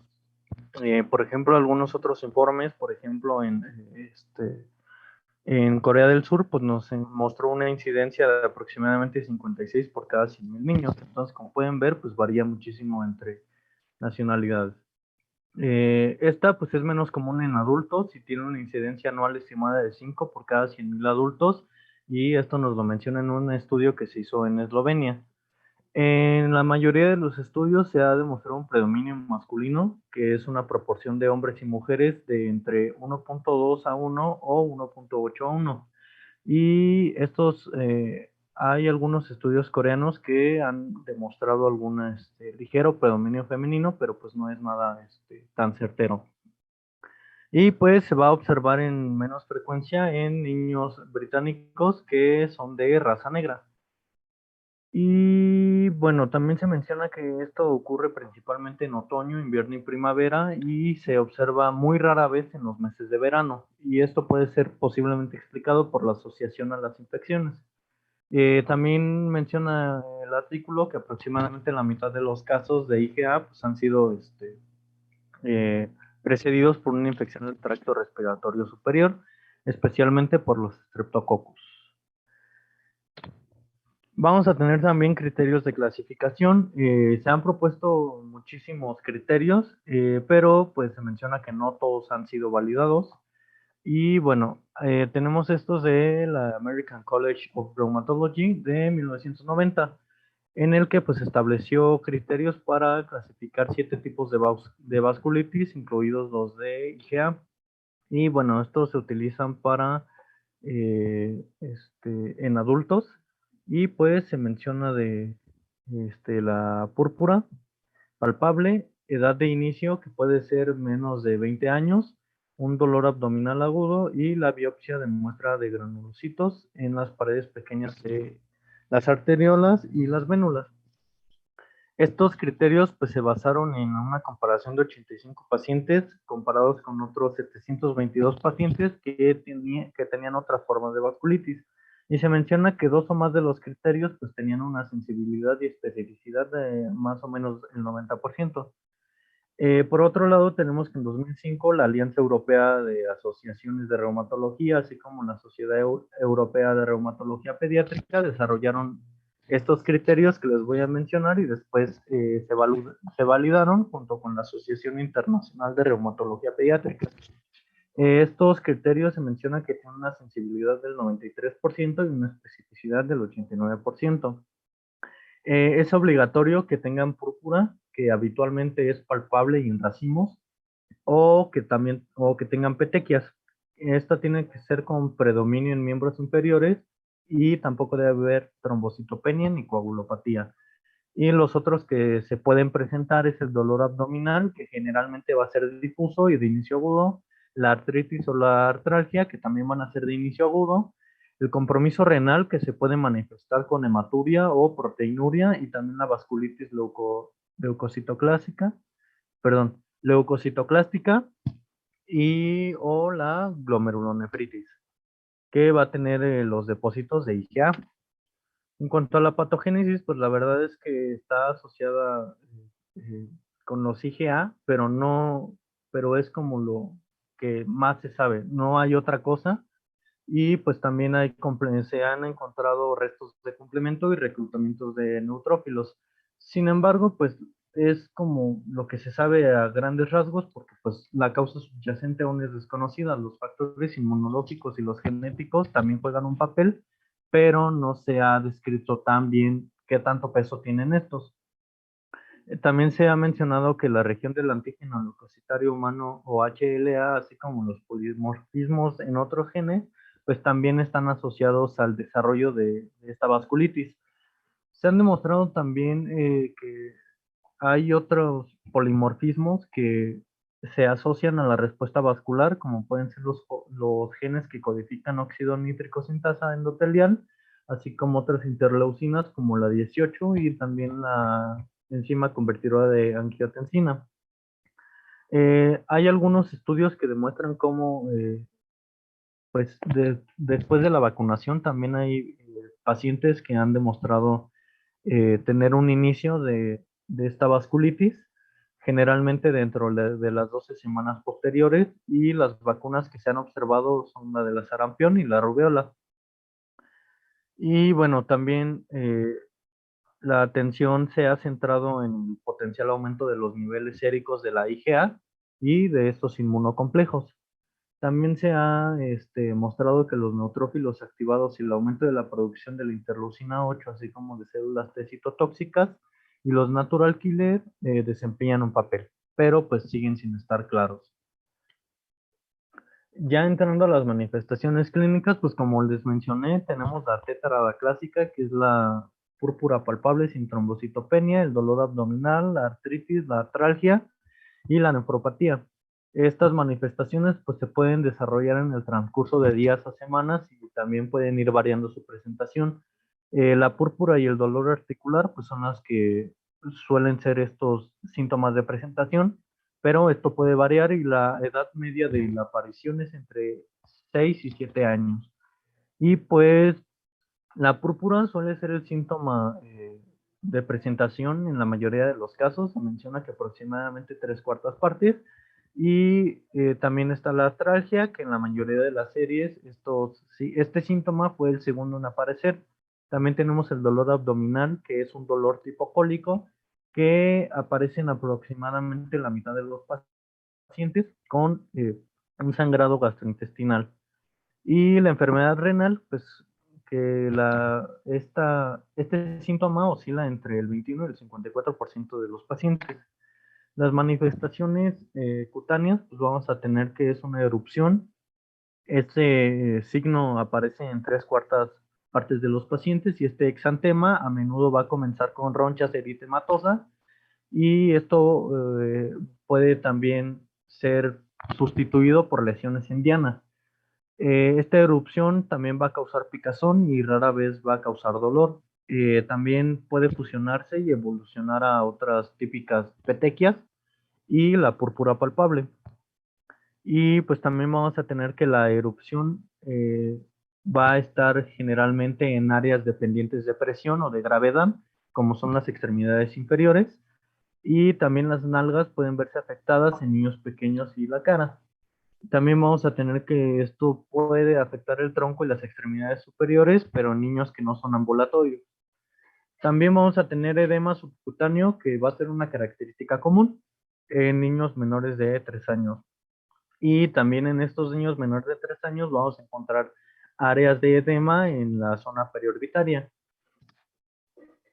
En cuanto a la artritis, pues vamos a tener que se puede presentar hasta en el 84% de los pacientes y estas molestias articulares van a ser poco comunes como un único síntoma.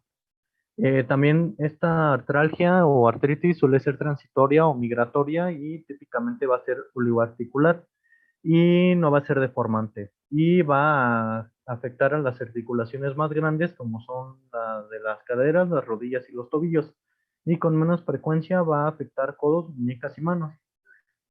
Además vamos a tener hinchazón y sensibilidad, pero esto no va a tener eritema o calor ni tampoco va a haber derrame articular. En cuanto a los síntomas gastrointestinales, pues vamos a tener que estos aparecen en aproximadamente la mitad de los niños y pueden ser síntomas leves como náusea, vómito o dolor, así como unos hallazgos más significativos como puede ser la hemorragia, la isquemia intestinal o incluso la necrosis. También se menciona la intususcepción o perforación intestinal. Vamos a tener que la presencia de la sangre va a ser generalmente encontrada por un aumento en el alfa-1 antitripsina en heces. Y pues vamos a tener que se desarrolla dentro de 8 días posteriores a la aparición de la erupción. Y también el dolor gastrointestinal, este se va a deber pues a la hemorragia submucosa y al edema. Y hay algunos artículos que mencionan que las lesiones purpúricas también se pueden ver en endoscopía y esto va a ser comúnmente en el duodeno, en el estómago y en el colon.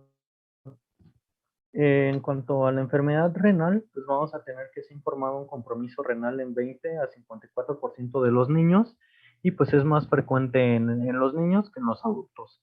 La presentación más común pues es la hematuria con cilindros de glóbulos rojos y también puede haber proteinuria leve o nula. Y pues bueno, cuando este está en un rango nefrótico, pues la creatinina sérica también va a estar elevada y puede haber hipertensión y esto va asociarse a un mayor riesgo de progresión de la enfermedad.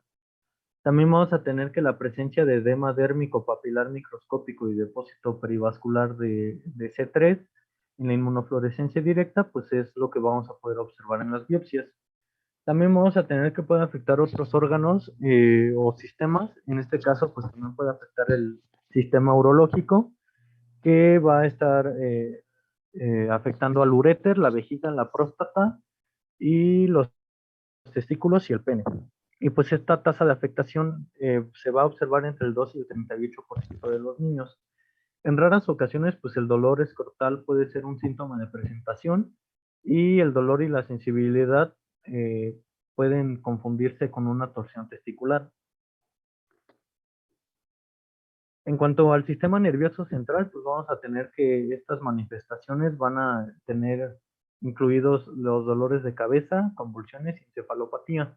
También pueden haber déficits neurológicos focales, ataxia, hemorragia intracerebral y neuropatía periférica.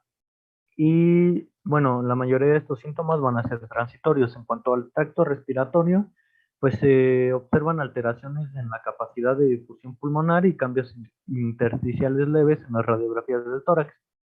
Y en los ojos, pues vamos a tener que la queratitis y la uveitis suelen ser secuelas raras de IgA-B y bueno, generalmente estas van a sugerir otras enfermedades.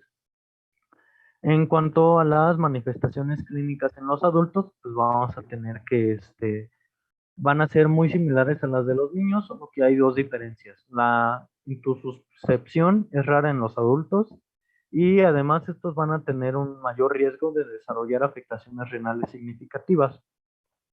En la presentación, los hallazgos clínicos incluyeron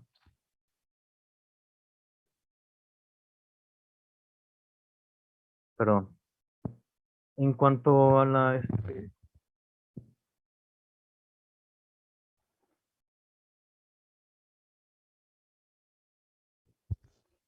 perdón, es que se está trabando muchísimo la computadora, una disculpa. Bueno, en la presentación pues vamos a encontrar que los hallazgos clínicos generalmente son la púrpura palpable que se encuentra en un 96% de los pacientes, la artritis y también vamos a tener la gastroenteritis en un 48%. Y bueno, casi un tercio de los pacientes se menciona que han presentado insuficiencia renal, que mostraron un aclaramiento de creatinina menor a 50 mililitros por minuto por metro cuadrado. Ahora sí, continuando, pues vamos a tener que el diagnóstico, pues generalmente se va a basar en las manifestaciones clínicas que hay, siempre centrándose en la tetrada que les mencioné. Y pues el diagnóstico es sencillo cuando los pacientes presentan estos signos y síntomas clásicos. Sin embargo, pues la erupción clásica de IgA-B no va a ser el signo de presentación inicial en aproximadamente una cuarta parte de los pacientes. Entonces, pues esto va a dificultar un poco el diagnóstico. Lo que nos puede ayudar en este caso, pues serían otros estudios, como pueden ser las biopsias del órgano afectado, que nos van a servir para demostrar la vasculitis, pero en los pacientes pediátricos, por ejemplo, la biopsia va a ser reservada para los pacientes que tengan presentaciones inusuales, es decir, que no tengan un sarpullido o que el sarpullido sea típico. En cuanto a las biopsias, pues vamos a tener que las biopsias de piel, pues se van a tomar de muestras de los pequeños vasos de la dermis superficial y pues suelen ser adecuadas para realizar este diagnóstico. Sin embargo, se menciona que tienen que ser lesiones cutáneas que tengan máximo 24 horas de preferencia para que se puedan observar las lesiones de mejor manera, ya que las lesiones crónicas pues van a conducir una fuga inespecífica de todos los isotipos de las inmunoglobulinas y pues la atención que se utiliza generalmente es la de hematoxilina y eosina y en esta imagen lo que se puede observar es una vasculitis que afecta a los capilares de las papilas dérmicas y las vénulas, que es lo que está apuntando la flechita, que yo espero que sí la alcancen a ver. Y pues este es un hallazgo que probablemente refleja una reacción del complejo inmunitario tipo 3. Pasando al riñón, pues tenemos que la biopsia de riñón se va también a reservar su uso solo para las presentaciones inusuales o para los pacientes que tengan nefropatía significativa. En este caso vamos a observar la microscopía de inmunofluorescencia, que en esta imagen pues es lo que se muestra, unos grandes depósitos mesangiales globulares de la IgA. Y pues esto es para tener en cuenta, ya que se menciona que las paredes de los capilares no suelen estar delineadas, ya que estos depósitos se limitan principalmente al mesangio. En la otra imagen que tenemos, pues es una micrografía de luz de la glomerulonefritis mesangial. Esta va a mostrar áreas segmentarias de matriz mesangial y celularidad aumentadas, que es lo que se puede apuntar en las flechas. Y este hallazgo por sí solo pues se puede observar en muchas enfermedades, incluida esta nefropatía, así que no es como una forma tan específica de hacer el diagnóstico. Y por último vamos a tener que la micrografía, perdón, que en la microscopía electrónica pues vamos a tener esta imagen que nos muestra un bajo aumento de la nefropatía por IgA. En esta, pues el hallazgo principal son los depósitos densos de electrones que se limitan a las regiones mesangiales, que son las que están marcadas con la letra D. Y bueno, la membrana basal glomerular, aquí se ve normal y no hay depósitos en la pared capilar glomerular. Vamos a tener también pues pruebas de laboratorio. En las pruebas de laboratorio pues vamos a tener que los niveles séricos de IgA pues van a estar elevados en un 50 a 70% de los pacientes, y los resultados de los análisis de sangre de rutina como un hemograma completo así como la química sérica no suelen ser específicos. Y bueno, ya que estos pacientes pueden traer una anemia normocrómica debido a una hemorragia gastrointestinal manifiesta u oculta. También se ha mencionado que es más probable que la IgA, bueno, que la vasculitis por IgA después de infecciones bacterianas se caracterice por un recuento de glóbulos blancos mayor a 20.000 células por milímetro cúbico, y también por una velocidad de sedimentación globular elevada. Y pues el tiempo de protrombina y el de tromboplastina parcial, así como el tiempo de sangrado y repunto de plaquetas, se van a encontrar normales. Y pues también se informa que la hipocomplementemia se va a observar en un porcentaje significativo en los niños con IgA-B. Ya hablando bien del tratamiento, pues vamos a tener que hay tratamiento para el dolor. Esta va a ser la terapia sintomática, y también vamos a tener terapia de apoyo que consta de la hidratación adecuada, descanso. Y también vamos a tener que el edema que se encuentra en las extremidades inferiores también se puede mejorar elevando estas zonas. Bueno, vamos a tener el tratamiento para el dolor, que generalmente se va a utilizar AINES. Se menciona el uso de paracetamol o de algún otro AINE que se prefieran. Sin embargo, los datos que se observan pues han mostrado que pues sí tienen una buena respuesta a los pacientes sin necesidad de utilizar glucocorticoides. Para el dolor leve a moderado, pues generalmente se recetan estos AINES, dependiendo de si pueden estar contraindicados en pacientes que tienen una hemorragia gastrointestinal activa o glomerulonefritis.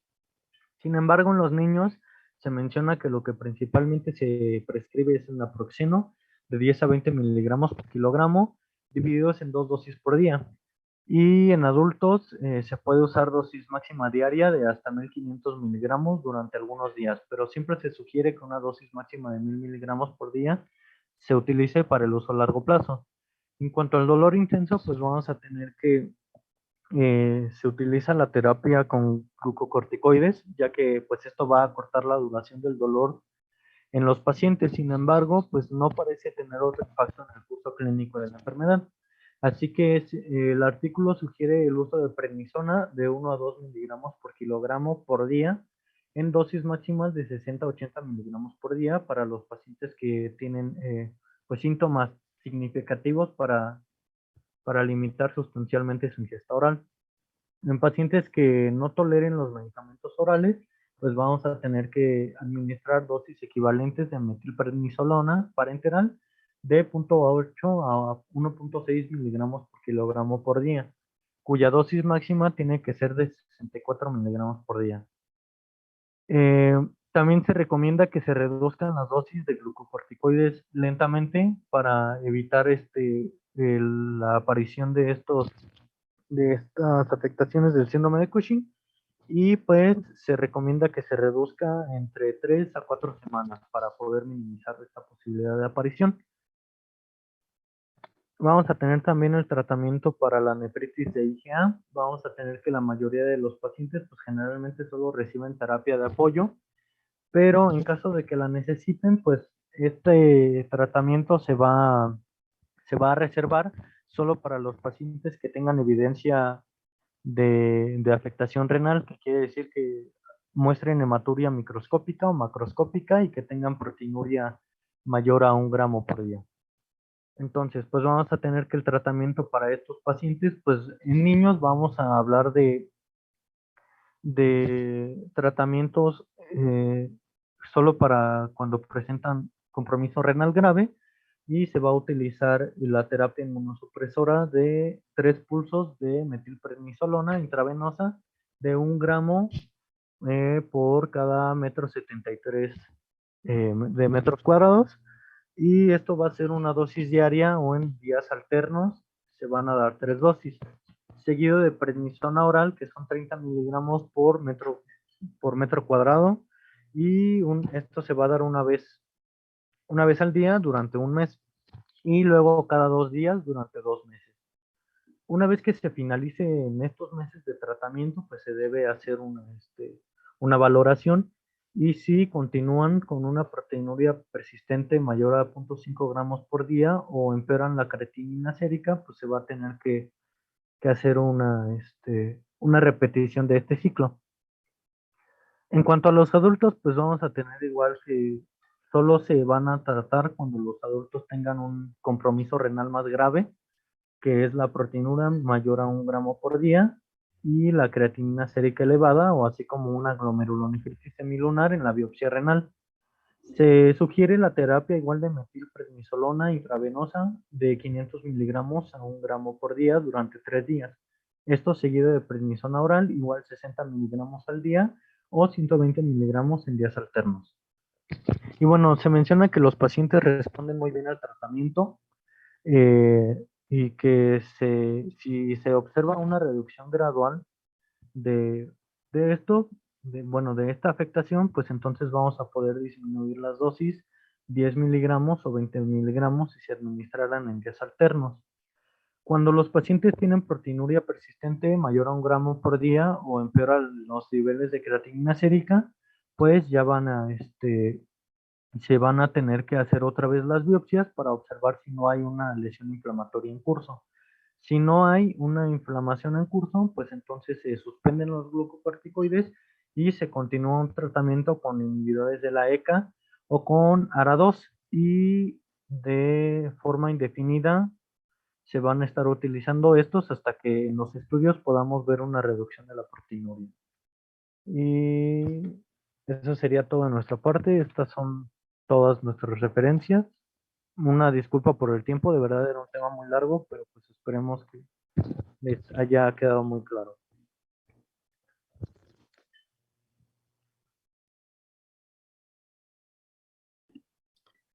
Bueno, no sé si alguien tenga una pregunta, si no, para decirles una tarea que les voy a encomendar. Como les había comentado,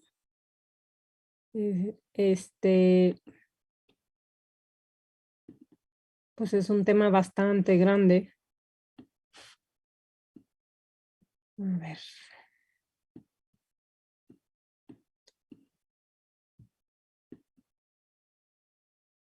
¿Lo ven?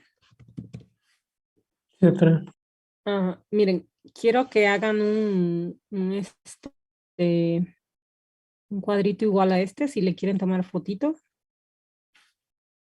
Su tarea va a ser de aquí al otro martes para que lean con más calma el tema que dieron sus compañeros, y quiero que hagan este cuadrito a manera de síntesis de las vasculitis que vimos. Aquí les puse como un pequeño ejemplo que ustedes lo pueden completar o mejorar. En la primera columna quiero que pongan el nombre de la vasculitis que van a describir. Ejemplo, aquí yo les puse la de Takayasu, ¿no? Clasificación de acuerdo a Chapel-Hill, que es de grandes vasos. Epidemiología, aquí yo les puse nada más menor a 40 años. Ustedes pueden complementar que es más frecuente en mujeres, etcétera. Fisiopatología, pues yo les puse nada más aquí, por ejemplo, que se asocia a la infección de Mycobacterium tuberculosis. Aquí pueden poner si algún alelo, hay alguna condición genética o algo que se asocie a esto, o alguna interleucina que sea importante. Cuadro clínico, lo más relevante. Ejemplo, aquí yo les puse pues claudicación de extremidades, hipertensión arterial en personas jóvenes, síncope, ausencia de pulsos, laboratorios relevantes de la vasculitis que estén describiendo. Por ejemplo, aquí sería BCG-PCR altas. De gabinete, ¿qué cosa relevante encontrarían de esa vasculitis? Ejemplo, aquí estoy poniendo una angiografía, angiotac o angioresonancia que tenga estrechamiento u formación de aneurismas. Y tratamiento, lo más relevante, como yo aquí le estoy poniendo que es un esteroide y un ahorrador de esteroide, ¿no? Por ejemplo, metotrexato o ácido micofenólico. Entonces, me gustaría que así hagan la tablita con el resto de las vasculitis para que les quede más claro, porque si no se van a revolver y no van a notar como diferencia. Si también alguien tiene alguna duda, ahora que me entreguen su tarea, pues ya me lo pueden poner ahí de manera personal y ya saben que yo voy a revisar los cuadritos y les contestaré si tienen alguna duda. ¿Ok? Sí, doctora. Sí, doctora. Sí, doctora. ¿Alguna pregunta o algo? Pues no, creo que no. Bueno, entonces lean bien el tema y ya después lo vemos. Con respecto a la pregunta que les había hecho, a ver, ¿me quieren decir cuáles eran 3 enfermedades que les estaba yo preguntando? Pues podría ser el lupus, y de las que yo di pues sería la palangitis microscópica y la de Chauss-Strauss. Ajá. Sí, una es lupus, ajá, y otra, ajá, ajá, la PAM, ajá, con M, no N, y el que se llama Wegener o poliangiitis con granulomatosis, ¿ok? La Churge-Strauss es más como tipo alérgico. ¿Alguna otra más que sepan que de esto de pulmón riñón? Pues también está con menos frecuencia la artritis reumatoide, ¿no? Y también en casos excepcionales de esclerosis sistémica. Más bien Goodpasture. Lo que pasa es que, miren, la escleroderma, el síndrome, digo, a lo mejor ahí es como un poco la confusión. El síndrome de pulmón-riñón se refiere a un cuadro clínico que sea de instauración aguda y que de ataque a nivel pulmonar a manera de una hemorragia pulmonar y una glomerulonefritis rápidamente progresiva, o sea que hay un deterioro de la función renal rápido. Entonces, la escleroderma sí puede dar algo que se llama crisis renal, pero no es como tal una glomerulonefritis rápidamente progresiva. Por eso, quienes hayan puesto escleroderma, no, ¿ok? No es de las enfermedades que de pulmón riñón. Entonces, las que dan ese cuadro, recuerden que estos problemas, tanto la capilaritis como la glomerulonefritis, son inmunomediadas, ¿no? Por inmunocomplejos. Entonces, básicamente son estas: lupus, vasculitis asociadas a ANCA, un síndrome de Goodpasture que pueden ocasionar un síndrome de pulmón riñón, ¿ok? Entonces, para quienes me hayan puesto ahí vasculitis, pues me tuvieron que haber puesto el apellido completo, porque ya vi que algunos nada más me pusieron vasculitis. Pues ya como acaban de ver, hay más de 30 vasculitis y no todos dan pulmón riñón, ¿ok? Entonces, bueno, ya tienen su respuesta. Nos vemos el siguiente martes. Cuídense mucho y pues sigan estudiando, ¿va? Sí, doctora. Muchísimas gracias, doctora. Gracias, doctora. Muchas gracias. Bonita semana. Bye.